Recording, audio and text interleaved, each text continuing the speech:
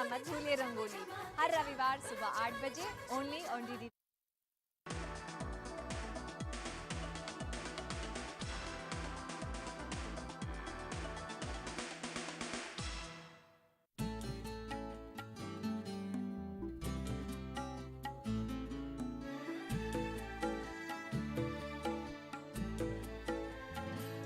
इस अंधेरे उजाले के बीच, इस अंधेरे उजाले के बीच, जिंदगी मुझको लाई है खींच, जिंदगी मुझको लाई है खींच, इस अंधेरे उजाले के बीच।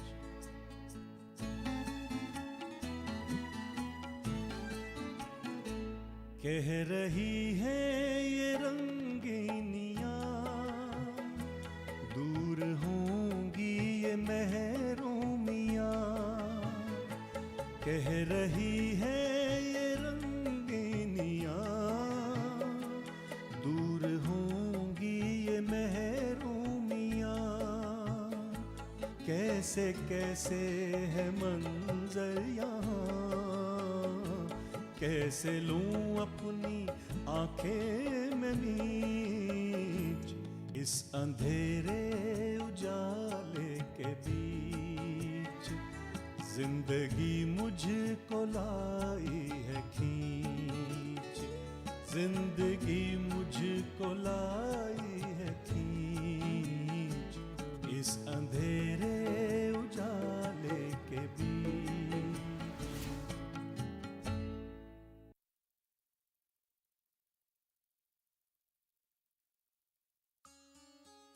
अब तक आपने देखा डॉक्टर पटेल के पास साजिद अपना ख्वाब सुनाता है, जो साजिद की गुजरी जिंदगी का अक्स है।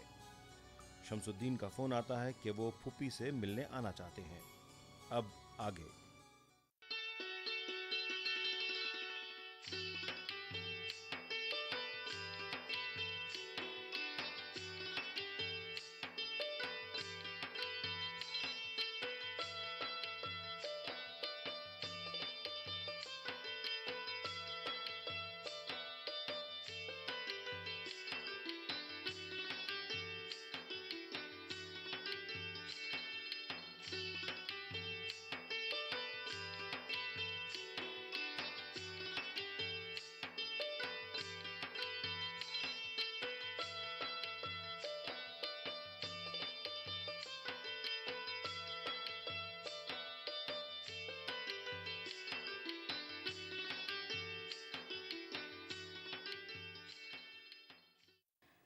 फूफी अम्मा, हम लोग एक ख़ास बात करने आए हैं।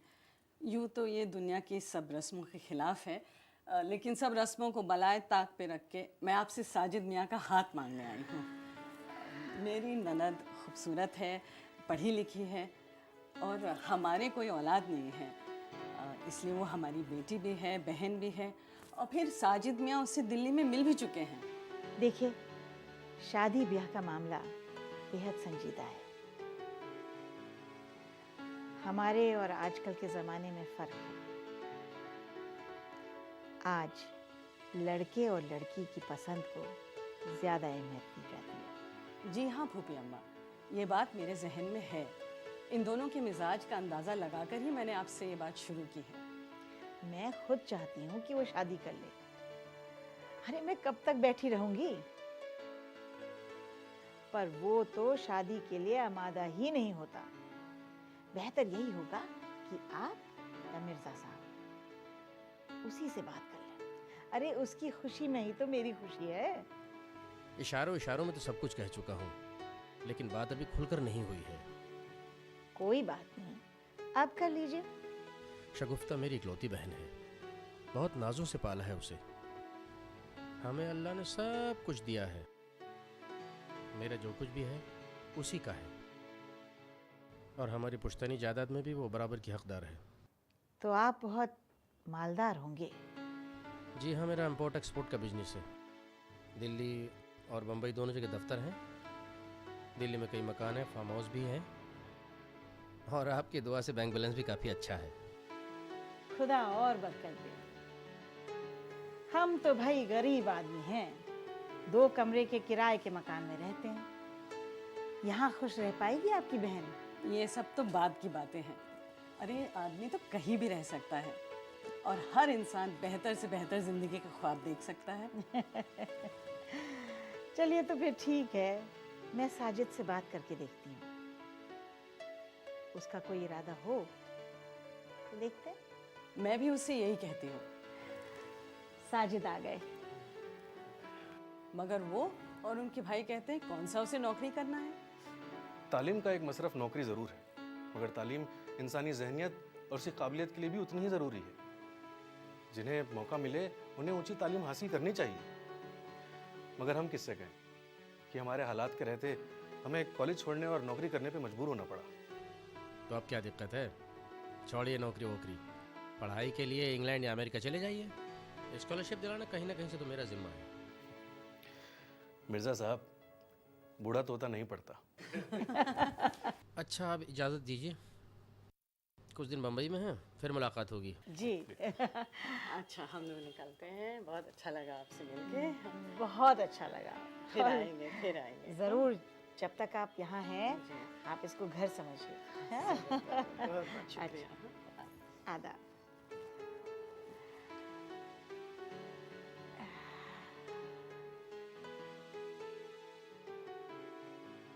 साजिद, इनकी बहन शगुफ्ता से मिले हो? कैसी है? ठीक है, आँख नाक कान मुंह सब ठीक है। हाँ, बस दिमाग में कुछ अमरीकी बू भरी हुई है, कदम जमीन पे नहीं पड़ते उसके। गोया कि तुम्हें पसंद नहीं है। क्या मतलब? इस बात से आपकी क्या मुराद है? अरे मेरी कोई मुराद नहीं है, ये मिर्जा साहब की मुराद है कि तुम शगुफ्ता के साथ शादी की सोचो। ओह अच्छा। समझा। आखिर मिर्जा साहब और मिसेस मिर्जा ने यहाँ आने की तकलीफ क्यों उठाई? पुप्पी, वैसे तो मैंने शादी के बारे में सोचा नहीं। बहरहाल आज नहीं तो कल शादी तो करनी है। अरे तेरे मुंह में घी शक्कर, तेरे मुंह से शादी की बात सुनी, या अल्लाह। अच्छा, शादी तो जरूर करनी है पुप्पी, मगर इस तरह अपने आप को बेचकर या गिरवी रख के नहीं। यूं तो मिर्जा साहब ने मुझे सीधे सीधे कुछ भी नहीं कहा, लेकिन इशारों में उन्होंने काफी कुछ कह दिया। मसलन उनके बाद उनकी बहन का ही सब कुछ है, उनकी आधी जायदाद की मालकिन उनकी बहन ही है। ऐसे में उन्हें एक ऐसा लड़का चाहिए जो घर दामाद बनके उनकी बहन का उम्र भर का पट्टा लिख दे, और मैं इस चीज को ठीक नहीं मानता। मैं समझ गई बेटा, हम ऐसी दौलत के भूखे नहीं हैं। ठीक है, वो अगली बार जिक्र करेंगे तो मैं तरीके से पत्ता काट दूंगी। बात ऐसे करूंगी कि सांप भी मर जाए और लाठी भी ना टूटे। पुप्पी, ऐसे लोग कभी कभार ही मिलने के लिए ठीक रहते हैं। अब छोड़िए इनका जिक्र, चलिए खाना खाते हैं। चल।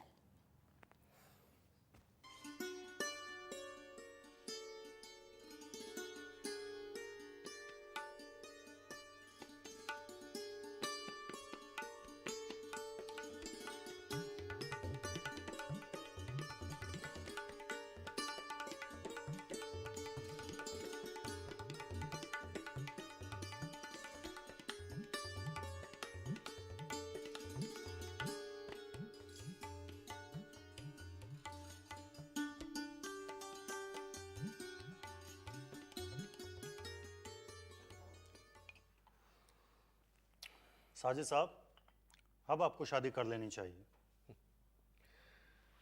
मेरे ख्याल में शादी यूं अचानक नहीं हो जाती। मैंने अक्सर देखा है, लोग लड़के या लड़की की तलाश में लगे रहते हैं, फिर भी कोई मुनासिब रिश्ता नहीं मिलता है, और कभी ऐसे हालात बनते हैं कि चट मंगनी और पट ब्याह। आप चाहें तो आपके लिए ये हालात अब भी पैदा हो सकते हैं। अगर आप शादी करने के लिए तैयार हों तो हैदराबाद में कई लड़कियां हैं मेरी नज़र में। और हाँ, हमारे यहाँ एक और दस्तूर है कि लोग अपनी लड़की को जहेज़ देने के अलावा नकद रकम भी देते हैं, जैसे डॉक्टर का रेट, इंजीनियर का, आईएएस ऑफिसर का, और जैसा पेशा वैसा रेट। कोई जहेज का कानून है क्या? नहीं, ऐसा कोई कायदा कानून तो नहीं है, बस सोसाइटी का चलन है। तो मिसाल के तौर पर साजिद साहब एक जर्नलिस्ट हैं, इनको कितना रुपया मिलेगा? भाई इनका केस तो बहुत स्ट्रांग है। शक्ल सूरत के अच्छे हैं, कम उम्र के हैं, और आदतें भी अच्छी हैं, और तो और चाल चलन भी अच्छा है। इनके 10-12 लाख तो मिल जाने चाहिए। कोई बाजार रेट है क्या? और इसके अलावा जहेज भी मिलेगा। आप इसे मजाक ना समझें। मैं जानता हूँ बड़े बड़े पुराने जागीरदारों की लड़कियां कुंवारी बैठी हैं, उम्रें निकली जा रही हैं, कोई मुनासिब रिश्ता नहीं मिलता, जहेज के लालची एक से एक लफंगा मिलता है। ये हमारे समाज का घिनौना पहलू है। मैंने तो सुना है कि मालदार शेखों के हाथों लड़कियों को बेच भी देते हैं। ये दूसरा शर्मनाक पहलू है। गरीब आदमी अपनी ज़रूरत के दबाव में आकर ये भी करता है। आप मुझे पुख्ता सबूत दें तो मैं इन वाकयात को फोटो के साथ छापूं, इस घिनौनी और समाजी बुराई का पर्दाफाश करूं। आप पर्दाफाश करने के बाद छोड़िए जनाब, आप अपनी बात कीजिए। आपके लिए लड़की तलाश की जाए? छोड़िए जनाब, जब वक्त आएगा तो लड़की खुद ब खुद निशाने पे आ जाएगी। या आप निशाने पर आ जाएंगे? यानी आपसे इस मौजू पर बात करना बेकार है? नहीं, बेकार नहीं। आप मुझे दुल्हों की रेट लिस्ट दें तो ऐसा कॉलम लिखूं कि मज़ा आ जाएगा। अच्छा ज़किया, मुझे एक मीटिंग में जाना है, रात को देर से आऊँगा, इंतज़ार मत करना। ठहरिए, मैं भी आपके साथ चलता हूँ। अरे अरे आप ठहरिए जनाब, आपको ज़किया का ड्राइवर घर छोड़ाएगा। ठीक है, मैं चलता हूँ। खुदा हाफिज़। खुदा हाफिज़। हाँ साजिद साहब, बैठिए। आपको कौन सी मीटिंग में जाना है?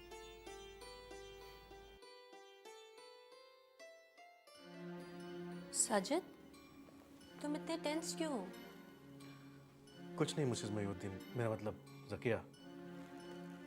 सोच रहा था ये जहेज की लानत कब खत्म होगी।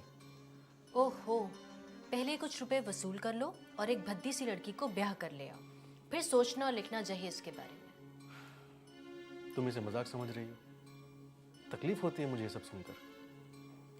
पर ये सब सच भी तो है और हम इसे झुटला नहीं सकते। और यूं 2-4 आर्टिकल्स लिखकर तुम जहेज की इस घिनौनी रस्म को खत्म भी तो नहीं कर सकते। लेकिन कम से कम ये सब लिखकर मेरे दिल को सुकून तो मिल सकता है।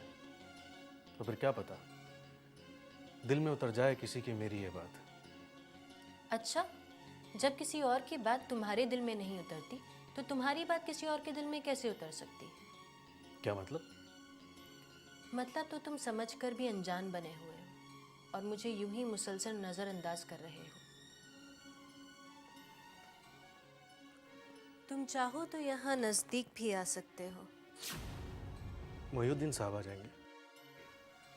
वो अब नहीं आएंगे। क्यों? ऐसा क्या हुआ? मोइनुद्दीन मुझसे सिर्फ जाहिरदारी के लिए मिला करते हैं। ये तुम क्या कह रही हो? वो तुम्हारे शौहर हैं, तुम उनके बच्चों की माँ हो।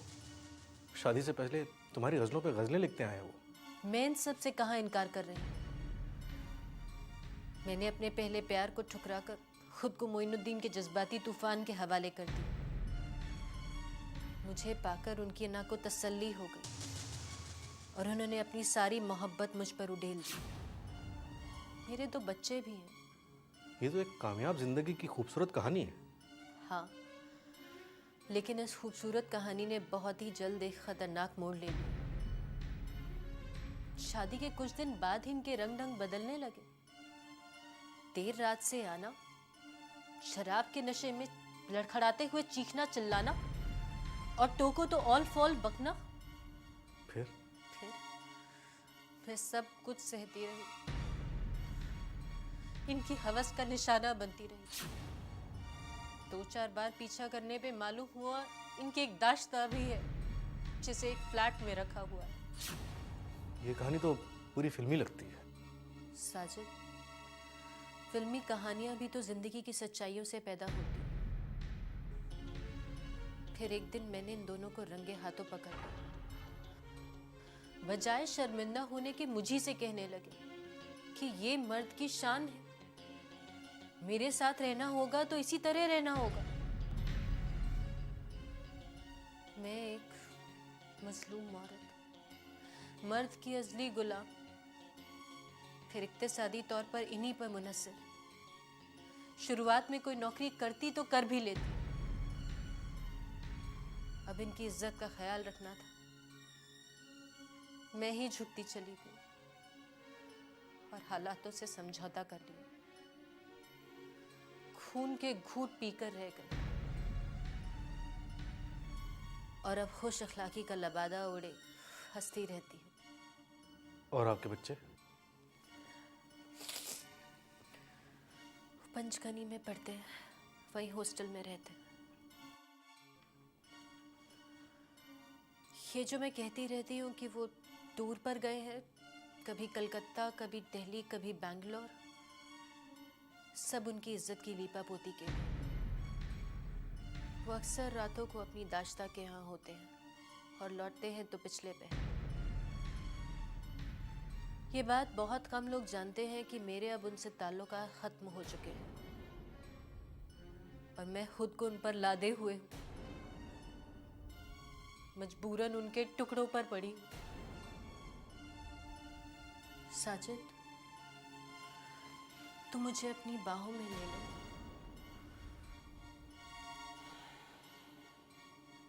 क्या हुआ?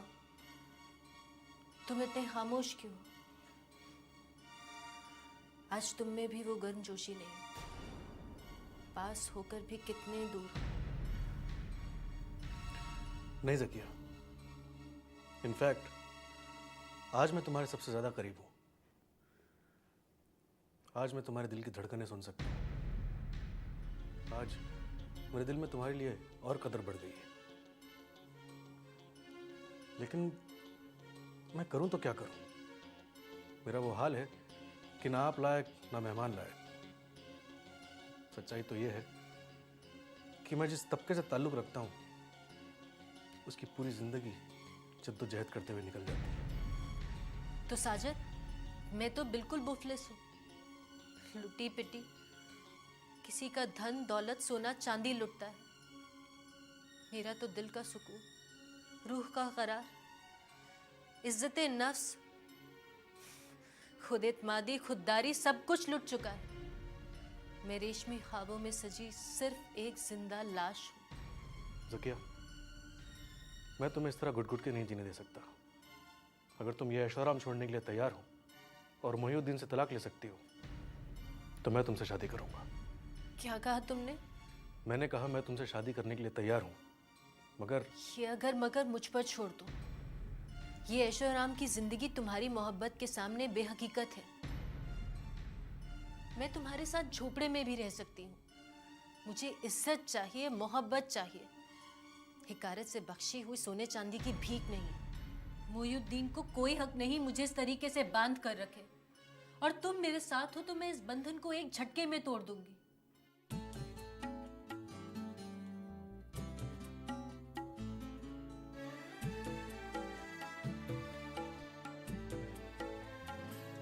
इस अंधेरे उजाले के बीच जिंदगी मुझको लाई है खींच, जिंदगी मुझको लाई है खींच।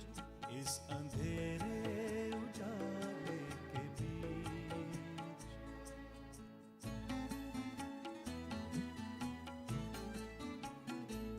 कह रही है ये रंगीनियां, दूर होंगी ये महरूमियां।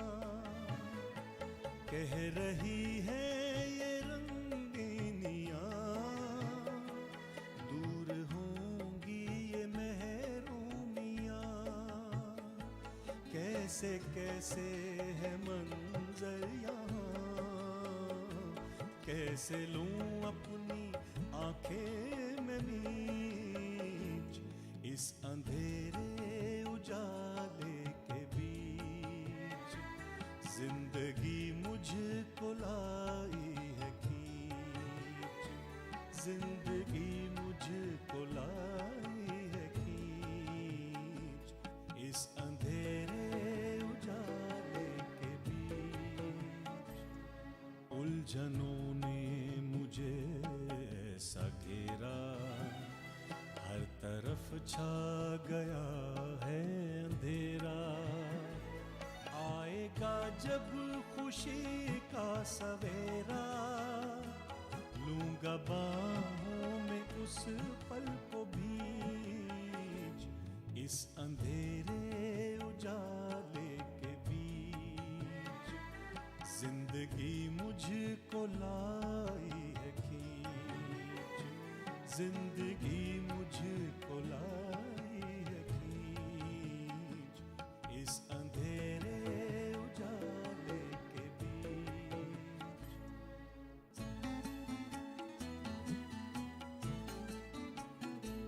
कह रही है ये रंगीनियां, दूर होंगी ये महरूमियां। कह रही है ये रंगीनियां, दूर होंगी ये महरूमियां।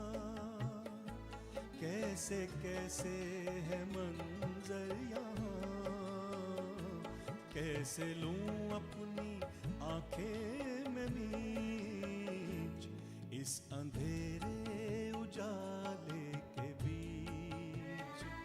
जिंदगी मुझको लाई है खींच, जिंदगी मुझको लाई है खींच, इस अंधेरे उजाले के बीच।